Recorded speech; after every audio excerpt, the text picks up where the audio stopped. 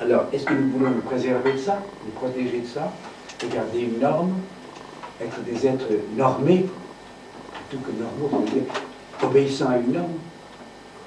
Ou bien, est-ce que, pour certains, nous sommes des explorateurs, des gens qui risquent de sortir comme les physiciens qui disaient, mais c'est pas absolument impossible.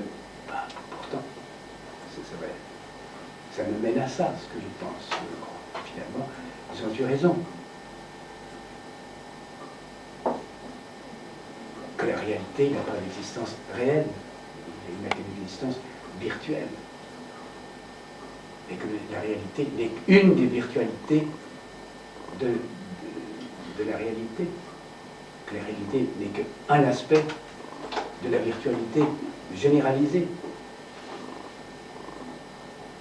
Mais alors, la chose où nous sommes, c'est notre talon d'Achille, oui, mais et le corps? Le corps, lui, il est là. Espèce de centre, au centre. Qui fait qu'à partir du corps, il y a une réalité, on peut parler. Alors, il va nous gêner tout le temps, ce corps? Non, puisqu'on va essayer de modifier le corps. La première modification va être une modification du corps, et pas des pensées, pas des sentiments. Modification du corps physique, une perception physique, qui est, je crois, la première. Je vous disais, il y a le corps, il y a perception par le corps, perception par la pensée, perception par le transcendant. Je crois que le transcendant, c'est à partir du corps qu'on peut le percevoir, que le corps est avant le transcendant. C'est le corps qui est Dieu. Et Dieu va naître, la transcendance va naître du corps. Dans le christianisme, on vous dira, mais c'est le corps ressuscité qui est la pierre de touche, qui est la base de tout. C'est le corps ressuscité. Ah non, Marguerite dira davantage, c'est l'état résurrectionnel, c'est l'état du ressuscité. Non, mais n'oubliez pas que c'est le ressuscité, c'est son corps même.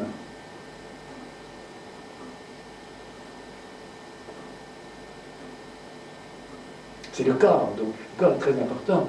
Et le peu que je sais de l'acupuncture, c'est la rate qui est au centre.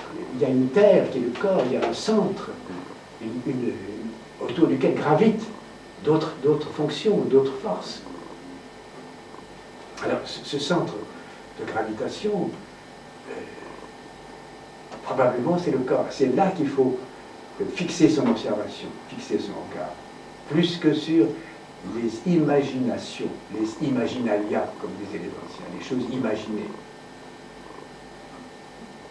Les choses, ou même les choses pensées. Et le virtuel, réfléchissez simplement sur ces 5 ou 6 mots, le virtuel n'est pas le réel, mais il y a la présence dedans. Dans le virtuel, il y a une présence qui n'est pas la présence réelle, mais une présence dont probablement le réel s'inspire pour être ce réel-là. Donc c'est beaucoup plus complexe qu'on ne croit. C'est pas simplement, il y a du réel et il y a du virtuel, il y a du possible, du potentiel, et c'est dans une autre direction. Et nous avons la réflexion, c'est de dire, ou bien c'est comme ça, la fameuse réflexion du tiers exclu, ou c'est comme ça, ou c'est pas comme ça. Non, c'est à la fois comme ça et pas comme ça. Enfin, la science nous donne un coup de massue sur la tête, en disant une chose peut être ce qu'elle est, et en même temps ne pas être ce qu'elle est. Et c'est par ça qu'elle est ce qu'elle est. À la fois, elle peut être ça et ne pas être ça. Je suis un homme et je ne suis pas un homme. Je suis ce corps et je ne suis pas ce corps. Et de ça naît un troisième corps qui est exclu de cette situation duelle. Il est le résultat d'une opération. Entre corps et corps, il y a une opération qui se passe. Le résultat de cette opération, c'est un corps. Ce corps est-il corporel ou incorporel? Je dis que le corps réel est une manifestation de ce corps incorporel. Le corps incorporel, on pourra l'appeler l'esprit. Mais l'esprit, avec la virtualité, la possibilité qu'il y ait corps, l'esprit est déjà du corps, en attente de corps. C'est pour ça que je vous disais qu'il n'y a que corps. Et ça veut dire il n'y a qu'un esprit. On dira, écoutez, c'est ou l'esprit ou le corps. Ah non,